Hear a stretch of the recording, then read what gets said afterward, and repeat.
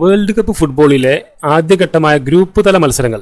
ഈ ഗ്രൂപ്പ് തല മത്സരങ്ങളിലെ അവസാനഘട്ട മത്സരങ്ങൾ ഒരേ സമയത്ത് 2 മത്സരങ്ങൾ വീതമാണ് നടക്കുന്നത് എന്ന് മിക്കവർക്കും അറിയാവുന്ന ഒരു കാര്യമായിരിക്കും. അപ്പൊ ഇങ്ങനെ ഒരേ സമയത്ത് 2 മത്സരങ്ങൾ നടത്തുന്നത് ചില ഒത്തുകളികൾ സംഭവിക്കാതിരിക്കാൻ വേണ്ടിയിട്ടാണ് എന്നൊക്കെ പലർക്കും അറിയാവുന്ന കാര്യമായിരിക്കും. എങ്ങനെയാണ് ആ ഒരു മത്സരത്തിൽ ഒത്തുകളി സംഭവിച്ചത്, അല്ലെങ്കിൽ എങ്ങനെയൊക്കെയായിരുന്നു ആ ഒരു കളിയിലെ പ്രസ്തുത ഗ്രൂപ്പിലെ പോയിന്റ് നിലകൾ ഉണ്ടായിരുന്നത്, നിയമത്തിന്റെ പഴുതുകൾ ഉണ്ടായിരുന്നത് തുടങ്ങിയ കാര്യങ്ങളാണ് നമ്മൾ ഈ ഒരു വീഡിയോയിലൂടെ പരിശോധിക്കാൻ പോകുന്നത്. അപ്പൊ നമുക്ക് നേരെ വീഡിയോയിലോട്ട് കിടക്കാം. ജിഗോണിന്റെ അപമാനം എന്ന പേരിൽ അറിയപ്പെട്ട ഈ ഒരു വിവാദപരമായിട്ടുള്ള മത്സരം നടന്നത് 1982 സ്പെയിൻ ലോകകപ്പിലായിരുന്നു. ഈ സ്പെയിൻ ലോകകപ്പിൽ അന്ന് 24 ടീമുകളാണ് പങ്കെടുത്തത്. ഈ ജിഗോണിന്റെ അപമാനം എന്ന പേരിൽ അറിയപ്പെടാൻ കാരണം ജിഗോൺ എന്ന് പറയുന്ന സ്ഥലത്താണ് ഈ ഒരു ഫുട്ബോൾ മത്സരം നടന്നത്. ഈ ഒരു വേൾഡ് കപ്പുമായി ബന്ധപ്പെട്ട് മറ്റൊരു ശ്രദ്ധേയമായ കാര്യമാണ് കാമറൂൺ, അൾജീരിയ, കുവൈറ്റ് എന്നീ രാജ്യങ്ങളുടെ ആദ്യത്തെ വേൾഡ് കപ്പായിരുന്നു 1982 സ്പെയിൻ ലോകകപ്പ്. ശ്രദ്ധേയമായ മറ്റൊരു കാര്യം, നിലവിലെ ചാമ്പ്യന്മാരായ അർജന്റീനയെ ബെൽജിയം 1-0 അട്ടിമറിച്ചുകൊണ്ടുള്ളതായിരുന്നു ഈ ഒരു വേൾഡ് കപ്പിലെ ഉദ്ഘാടന മത്സരം.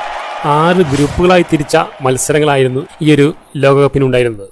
ഇനി നമുക്ക് വിവാദപരമായിട്ടുള്ള ആ ഒരു ഗ്രൂപ്പിലേക്ക് തന്നെ വരാം.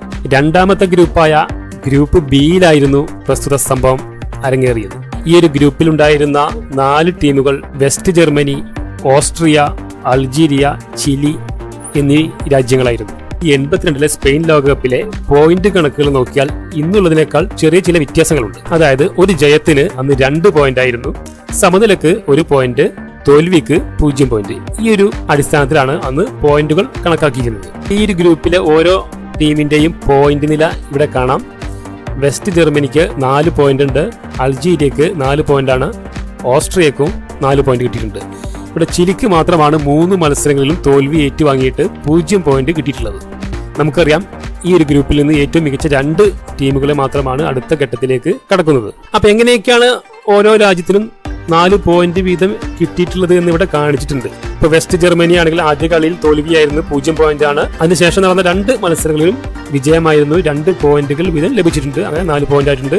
അൾജീരിയ ആണെങ്കിൽ ആദ്യ മത്സരം ജയിച്ച് 2 പോയിന്റ് നേടി, രണ്ടാമത് മത്സരം പരാജയമായിരുന്നു, മൂന്നാമത് മത്സരം ജയമായിരുന്നു, അങ്ങനെ 4 പോയിന്റ് കിട്ടിയിട്ടുണ്ട്. ഓസ്ട്രിയക്ക് ആദ്യ 2 മത്സരങ്ങളും ജയമായിരുന്നു, മൂന്നാമത് തോൽവിയായിരുന്നു, അവർക്കും 4 പോയിന്റ് കിട്ടിയിട്ടുണ്ട്. അപ്പോൾ പോയിന്റുകൾ തുല്യമായ നിലയിൽ ഇനി അടുത്തതായിട്ട് നോക്കാനുള്ളത് ഗോൾ ഡിഫറൻസ് ആണ്.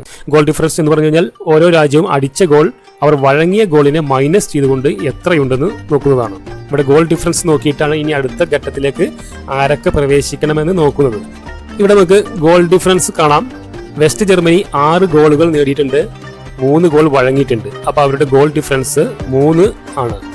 അൾജീരിയ 5 ഗോൾ അടിച്ചിട്ടുണ്ട്, 5 ഗോൾ വഴങ്ങിയിട്ടുണ്ട്. അപ്പൊ അവരുടെ ഗോൾ ഡിഫറൻസ് 0 ആണ്.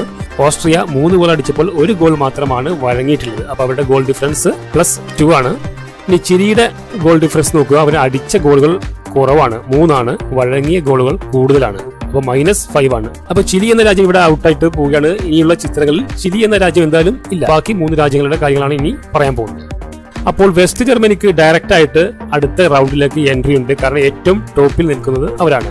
ബാക്കി രണ്ടാമതായിട്ട് അടുത്ത ഘട്ടത്തിലേക്ക് പ്രവേശിച്ചത് ഓസ്ട്രിയ ആണ്, കാരണം അവരുടെ ഗോൾ ഡിഫറൻസ് 2 ആയിരുന്നു. ഇവിടെ അൾജീരിയക്ക് 0 ആണ് ഗോൾ ഡിഫറൻസ്, എന്തുകൊണ്ടാണ് അവിടെ അടുത്ത ഘട്ടത്തിലേക്ക് കടക്കാൻ കഴിയാഞ്ഞത്. ഇനി നമ്മൾ എന്തുകൊണ്ടാണ് അൾജീരിയക്ക് ഇവിടെ 0 കിട്ടിയത് എന്നാണ് ഇവിടെ പരിശോധിക്കാൻ പോകുന്നത്.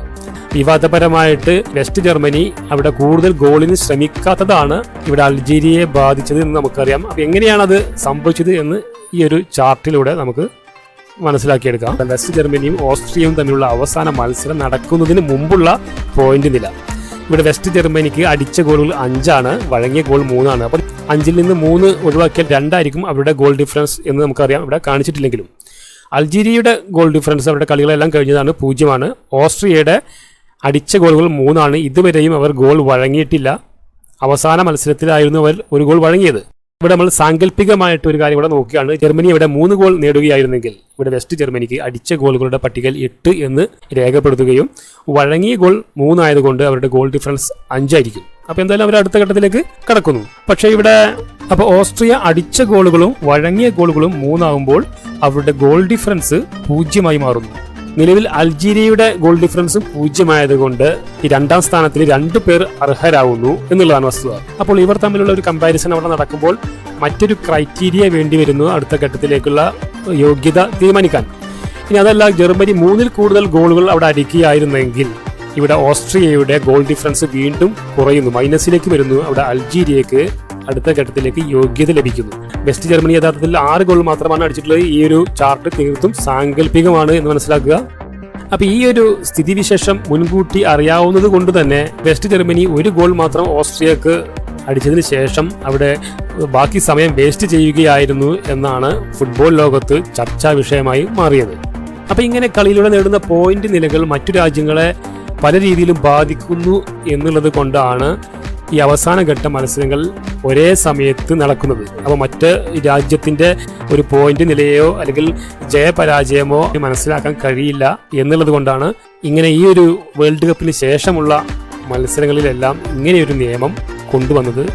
അപ്പം അന്ന് അവിടെ സംഭവിച്ചത്, നവാഗതരായിട്ട് ആ ഒരു വേൾഡ് കപ്പിൽ കടന്നു വന്നിട്ടുള്ള ഒരു ആഫ്രിക്കൻ രാജ്യം അടുത്ത ഘട്ടത്തിലേക്ക് കടക്കാതിരിക്കാൻ വേണ്ടിയിട്ട് 2 യൂറോപ്യൻ രാജ്യങ്ങൾ പരസ്പരം ഒത്തുകളിച്ചു എന്നുള്ളതായിരുന്നു പ്രസ്തുത ഒരു വിവാദപരമായിട്ടുള്ള സംഭവം. അപ്പോൾ ഈ വീഡിയോ എല്ലാവർക്കും ഇഷ്ടപ്പെട്ടു എന്ന് കരുതുന്നു. ഇതുപോലുള്ള വീഡിയോ ഇഷ്ടപ്പെടുന്നവരാണെങ്കിൽ ചാനൽ ഒന്ന് സബ്സ്ക്രൈബ് ചെയ്യുക.